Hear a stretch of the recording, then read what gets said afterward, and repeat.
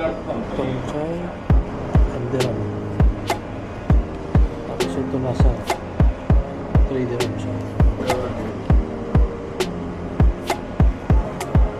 Init. Aso. Yung place na to maliit lang eh. Ayun no, ito lang yung cafeteria. Pero dali ng hapon, punong-puno to. Marami kumakain. May mga Pilipino din na kumakain, pero Indian resto kasi ito, kaya ang daming kumakain dito na Indiano, lalo pag tanghali. Ngayon, yung mga tao dito is ang in-order ngayon is cha, muna tsaka sandwich, kasi nga umaga papasok na sila.